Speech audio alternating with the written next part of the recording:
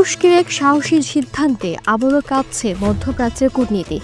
Erdogan শুধু ইসরায়েলের still ডোম প্রতিরক্ষা ব্যবস্থা নিয়ে হুমকি নয়, এবার সরাসরি তাদের অর্থনীতির দিকে আঘাত হানলেন।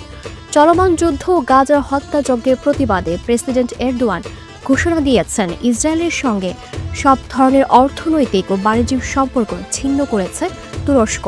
শুধু তাই নয়, ইসরায়েলি জাহাজের জন্য সমুদ্রপথ বন্ধ, আর তাদের বিমানও আর তুরস্কের আকাশসীমায় প্রবেশ করতে পারবে না।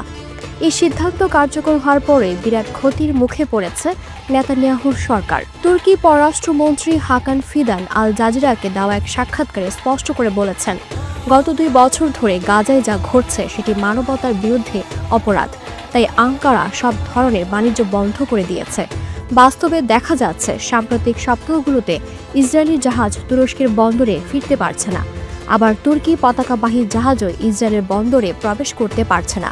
2023 সালে দুই দেশের মধ্যে প্রায় $7 বিলিয়ন বাণিজ্য হয়েছিল, অথচ 2024 সালের মে মাস থেকে সেই বাণিজ্য পুরোপুরি বন্ধ।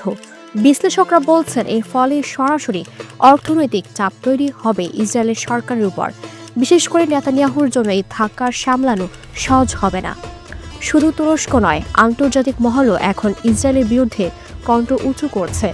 রাশিয়া প্রথমবারের মতো গাজার পরিস্থিতি নিয়ে প্রকাশ্যে উদ্বেগ জানিয়েছে। রুশ পররাষ্ট্র মন্ত্রণালয়ের মুখপাত্র জাকারুভা বলেছেন, অধিকৃত ফিলিস্তিনি ভূখণ্ডের অবস্থা এখন একেবারে নেতিবাচক দিকে যাচ্ছে।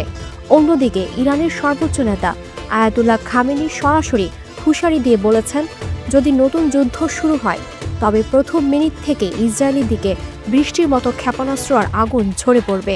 সব মিলিয়ে বোঝাই যাচ্ছে, এরদোয়ানের এই সিদ্ধান্ত নিছক কূটনৈতিক বার্তা নয়, এটি সরাসরি ইসরায়েলের অর্থনৈতিক রক্তনালীতে আঘাত। এখন প্রশ্ন, এই পদক্ষেপে গাজার পরিস্থিতি কতটা বদলাবে, নাকি মধ্যপ্রাচ্যের সংকট আরও গভীর হবে?